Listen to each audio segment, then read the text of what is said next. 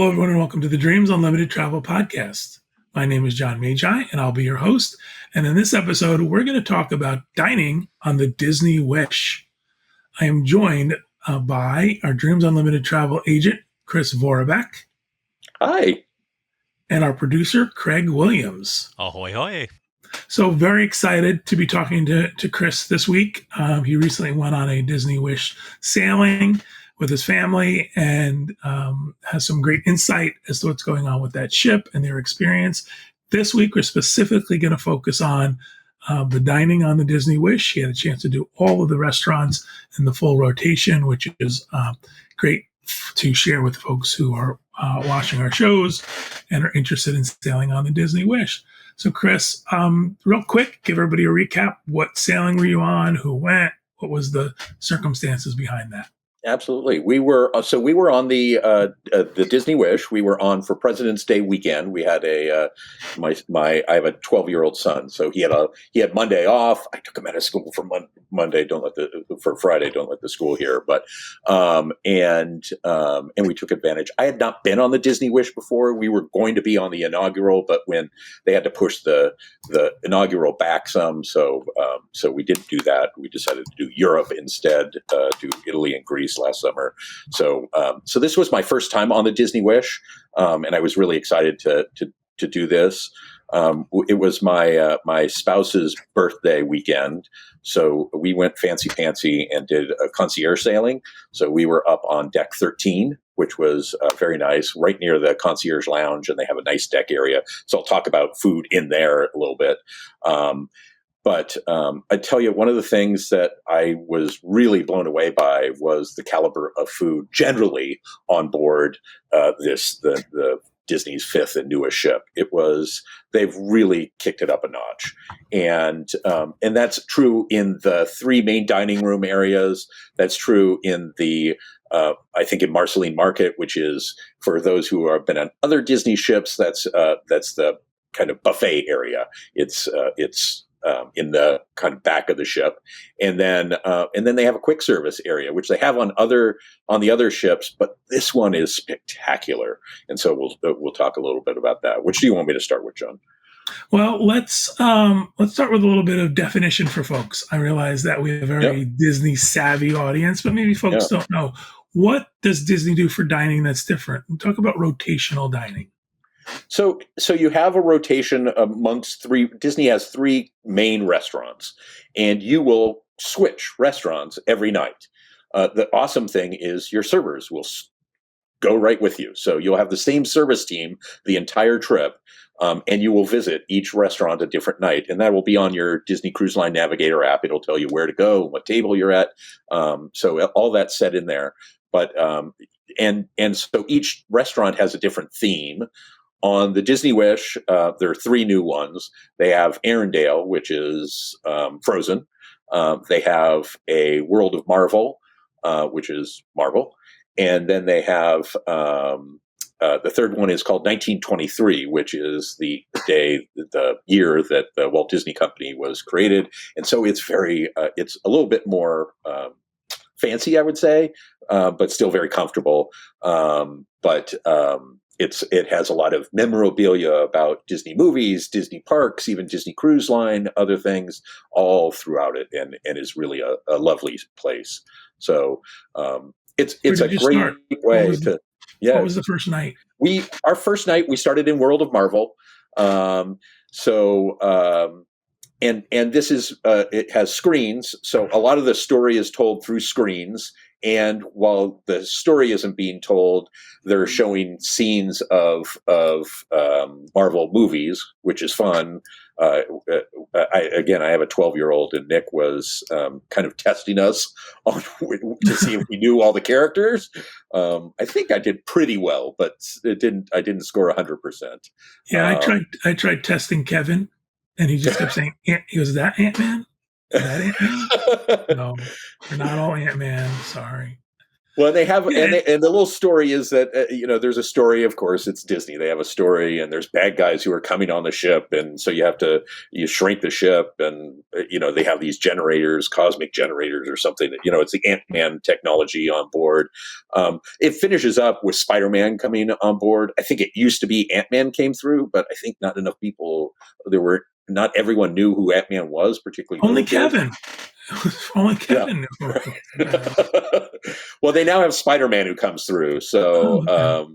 and I got a great photo with he comes around to all the tables at the end, and Nick still was excited to see Spider-Man. So that's great fun. As I say, the food. I'm trying to remember what we got. Um, I have to say, our dining team were just. I think the dining teams on Disney ships are exceptional anyway. Probably on most cruise ships, but on Disney ships, they're really exceptional and really go above and beyond to look out for you. Our dining team on this cruise, I mean, on a 3-day, you kind of don't get to know them. They were phenomenal. I wanted to take them home with me. They just really helped make our trip very, very special. And always one of the things that I like to do is kind of okay, what's really the good thing? And they'll generally tell you, yeah, get this, stay away from that kind of thing.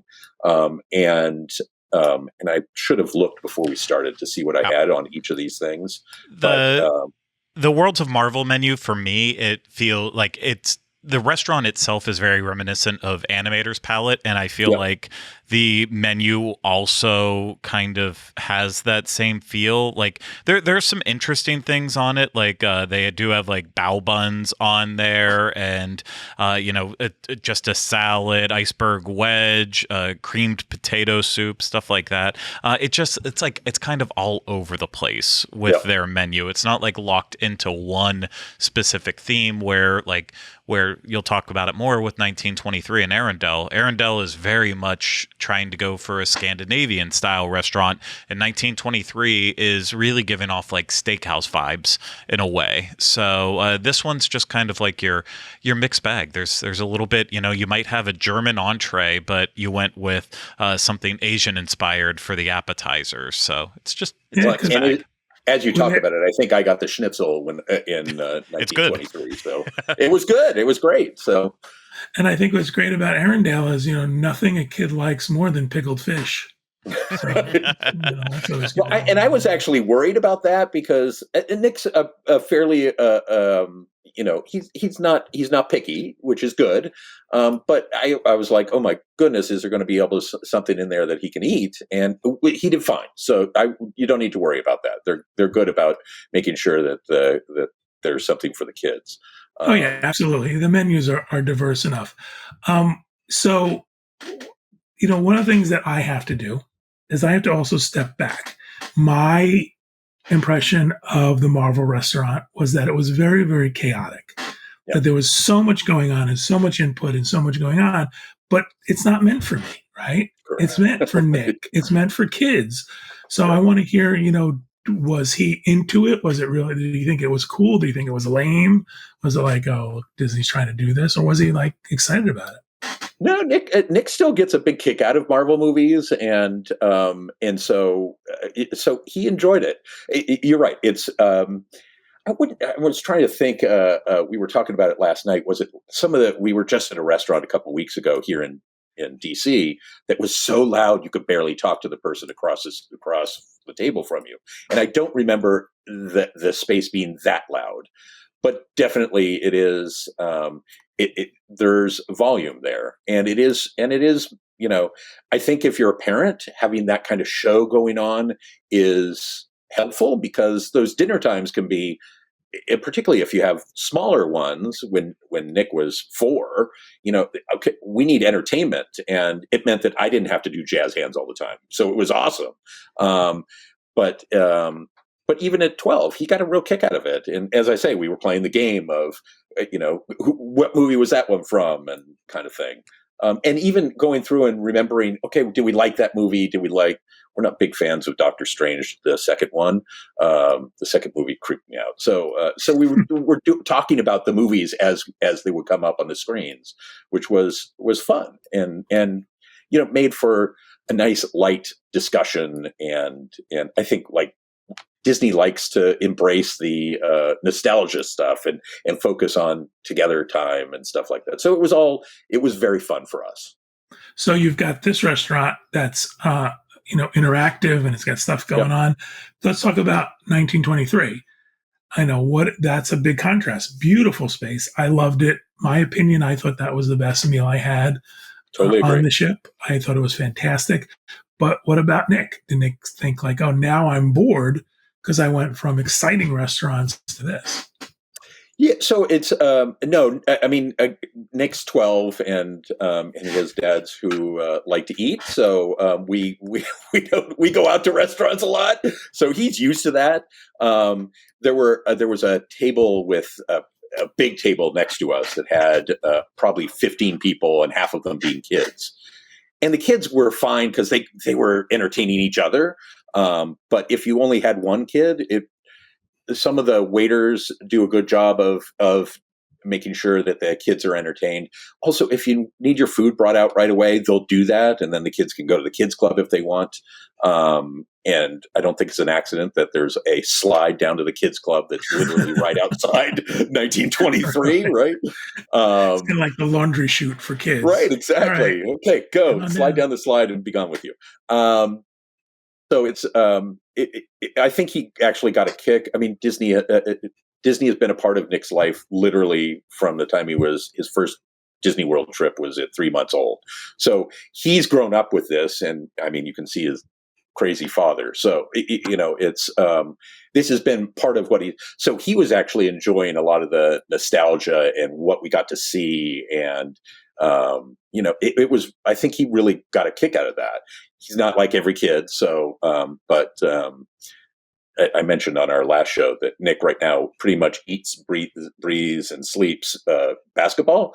If this was an NBA room, we probably would have never gotten him out of there. But so I'm glad it wasn't that. And then the third restaurant is Arendelle.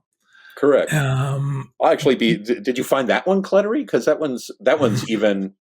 That one we did find hard. It was hard to talk to the. There wasn't much conversation because the show is really the focus in that one. First of all, I'm not. Here's the deal. This shouldn't be about me because she went on the cruise, but I am not a fan of the communal tables. Yeah, not a big fan of that. I'm not a big fan of.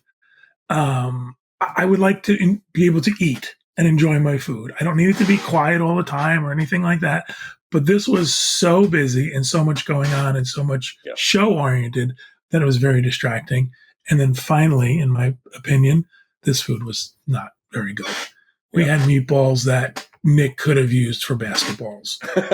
We had the Swedish meatballs that were literally basketballs. So that was my opinion of this restaurant. But please give yours because it's I mean, I think again, this has a dinner show feel to it. So this is very much a show, and you're being fed. And I actually felt sorry for the wait staff because they're trying to sneak stuff in front of you as the show is going on. So it has that very much that feel.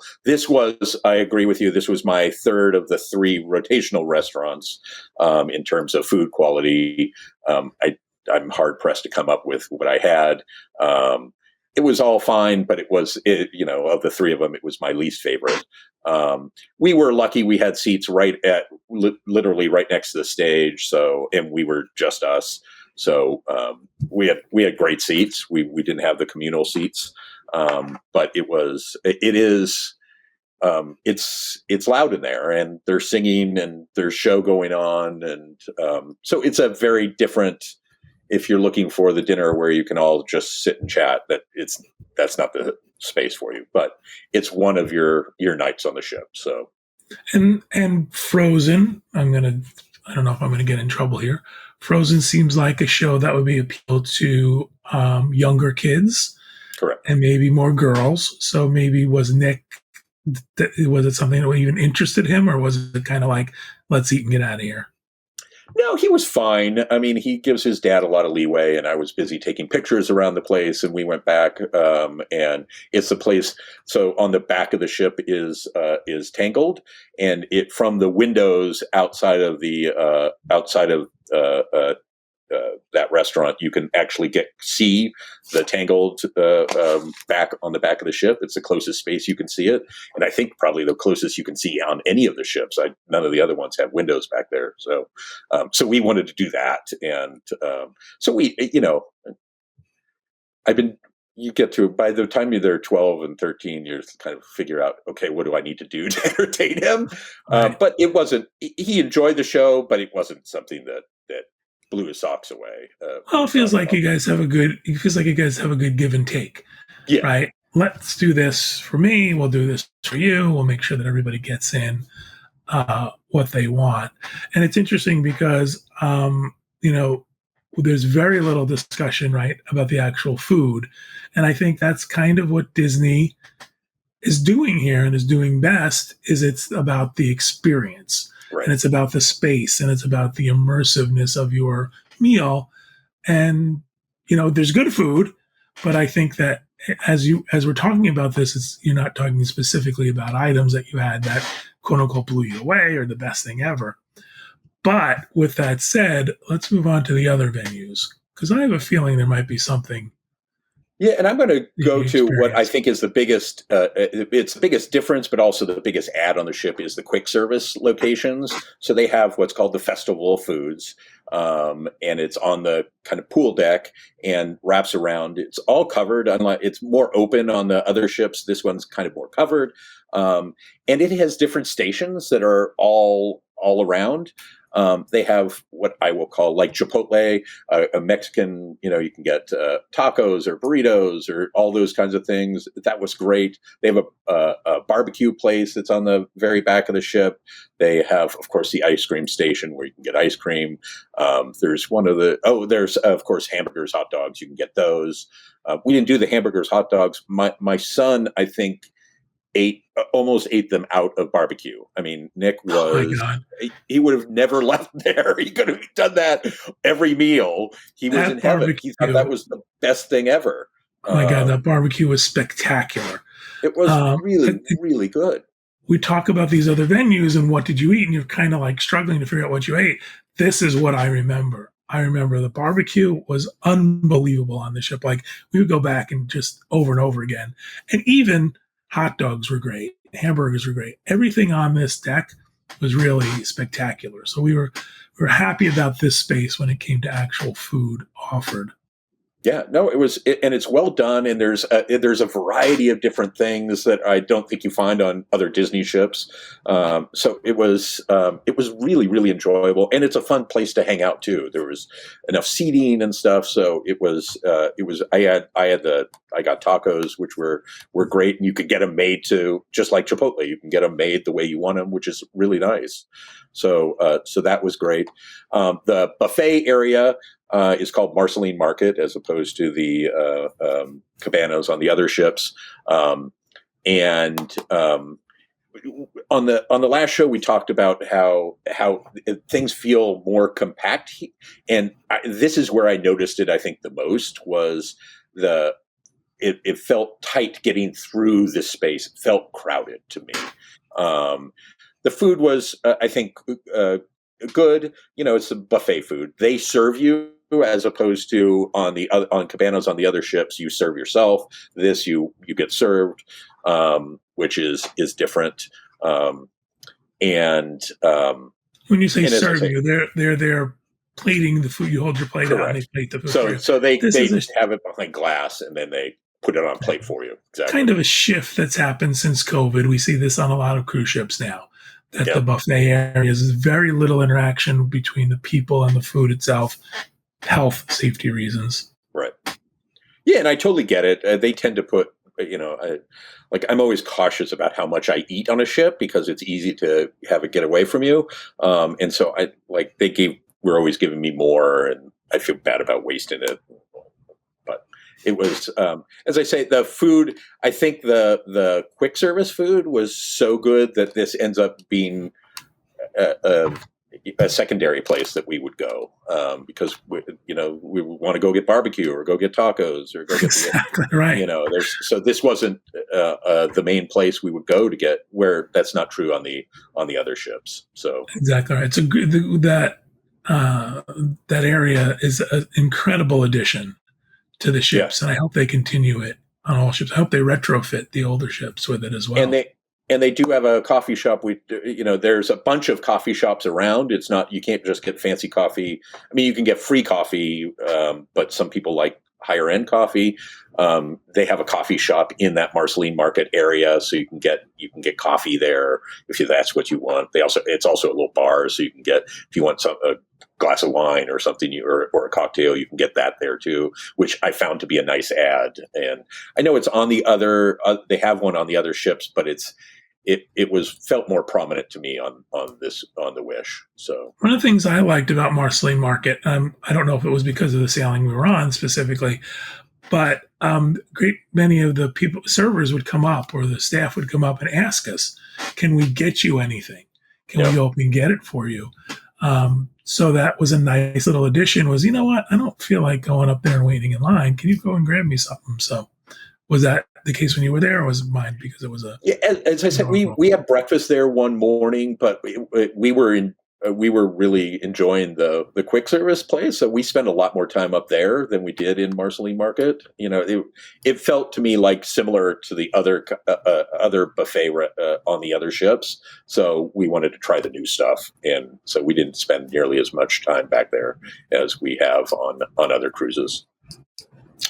You mentioned you stayed concierge. Tell us about the concierge lounge and the food and the offerings there. So the concierge lounge is lovely. It's a good size, so plenty of space for people. They have a nice deck upstairs too that you can go and sit on if you want to take food. They do have some offerings up there, and they have cocktails at night that I have clients who say, "Oh, it's free," and I said, "Well, how about we just say it's included? It's included in your price." And those are all good. The food was, we ended up, as I say, I was on this race to see as much of the ship as I possibly could, so we didn't spend a ton of time in there, but it all looked great. And I think one time they were doing a character meet and greet up there, and I always like doing that. So we did get munchies to eat while we were there, but that was the extent of it. But it all looked delicious. So, it's tough because we like to say concierge, but there's so much food and so much available to you that it's like, well, what do I do? Do I sit here and have something before I go to dinner? So sometimes it's kind of a redundancy that you don't really need. And I think particularly on a 3-night cruise, I'm not sure if you get to use the service that comes along with. I mean, what I always tell clients, if they say, "Oh, is concierge worth it?" And I never like getting into the worth it question, because that's a judgment call on your part. Your budget is your budget, and I don't know how you want to spend your money. The way that I basically say to folks is, if you're going to try and put this in a spreadsheet to see if it pays out, don't do concierge, because you're not going to be able to eat and drink enough to make that the cost difference pay off. That being said, the service that you get is amazing, and you have this team that will look after anything you want. You don't, on a 3-night cruise, you don't get to really experience or deal with that a whole bunch. So it's I'm not sure it's fully worth it, but there were a couple of people, we were talking to folks who were in the tower suite. So inside the front funnel is a whole suite, and I think you can sleep, I think it's 10 or 11 people in there. It's incredible. But it's, and they were telling us about that. And I think for that there you're like getting this amazing room and amazing space. And so that's, I think, different, and okay, doing that. But so there's a lot of factors if you're doing concierge, a lot of factors to think about. And a lot of times for us, for Kevin and myself, concierge is a lot about the room we get. Right. You get a bigger room, you get something that's a suite. So in addition to the services, you get the room that you want and the location on the ship that you want. So it's all got to be bundled together. You got to think about it all together as a package, for sure. Any last words about food that you want folks to know? Anything you want to tell folks about the Disney Wish and dining? One of the things that I always tell people is, if you're doing something special on board, the most recent 3 restaurants all have a higher end ice cream location. On this one, it's all themed around Inside Out. It's called Joyful Sweets. And if you're having a birthday or anniversary or something, you can go up there and order. They have these sundaes, and you can order it and have it delivered to your rotational dining table, and they'll bring down these special sundaes. And it's a great way to kick up your celebration a little bit. Again, there's a fee associated with that location, so it's not included in your dinner price. But it is a fun way to celebrate something if you're doing something like that. Define fancy and special Sunday. So they have one. It comes in this. The one on for sweets comes in a Pixar Bing Bong head. The half elephant kind of guy. And so I think it's 5 scoops of ice cream and a bunch of toppings, 6 toppings or something. And it makes a very dramatic. It's dramatic and fun. And I will tell you, not this. We went on a cruise a couple years ago, and it was 2 of the people that I was traveling with. It was their birthday, and so I ordered sundaes down for them. And the table next to us was all looking and like, how do you get those? Right. And it was funny because the server brought them all down, and literally as they're about 5 feet from the table, they were in these things and they all tottered over. It was, no. It was fine for us. We weren't, but they went back and brought new ones and brought a whole plate of like cookies and everything. And the people, there were a couple of kids at the table who were really yearning for some of the stuff. And I said, hey, we weren't going to eat all that stuff. So I gave all the cookies and stuff to them, and they thought they had died and gone to heaven. They were very excited. So. Well, it sounds like one of these could be shared by a table, right? Oh yeah, absolutely. They're big.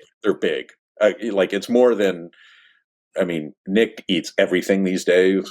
He's a vacuum of food, but he eats one. But I split. My better half and I, Sam and I, split one. So excellent. It sounds like a great addition to anybody's cruise. Yeah, it makes it fun if you're doing. I have a client who's doing a 40th anniversary, and I suggested to him, and I think they've ordered them and going to do them. So it's fun. It's fun. Excellent. All right, sounds great. It sounds like you guys had a great time on your cruise. Sounds like you had a lot of fun. It was fantastic. As I say, we talked a little bit on the last one that the Wish, I think, has gotten a lot of people who grimaced about it because it's very different than the other ships. It has a different feel than the other ships. The other 4 all have a similar feel to them, and the flow is similar, and you get used to that. This one's different, and my joke on when we were talking about it before is Disney folks love change as long as everything stays the same. This one's different, and I think people are still getting used to that. If it's your first Disney cruise, you're going to love it. It's a fantastic ship, and just enjoy the food. It's really, really good. And they're doing something right because their ships are going out full. So people are loving it, whatever the opinions were in the past. Yeah. Chris, thanks so much. I really appreciate your opinion. Sounds like you guys had fun, and I kind of wish I was with you. Yeah, come on. Let's go. Next time. I want to remind folks, if you'd like to book your vacation, your Disney Cruise Line vacation with Dreams Unlimited Travel, we do offer a shipboard credit of up to $1,000 for you to spend on board. You can get one of those Sundays Chris was talking about. It's about $1,000 for one of those, I assume. And in addition to that, you get our gift bag. Every client receives a gift bag prior to sailing, and it is full of things we think will help make your cruise a better experience for you. If you're interested in booking with Dreams Unlimited Travel, you can contact Chris at chrisv@dreamsunlimitedtravel.com or your Dreams Unlimited Travel agent. Or if you don't have an agent, you can write to me, john@dreamsunlimitedtravel.com. Thank you, everybody at home, for listening and watching. We hope you have a great week, and we hope you have a great vacation.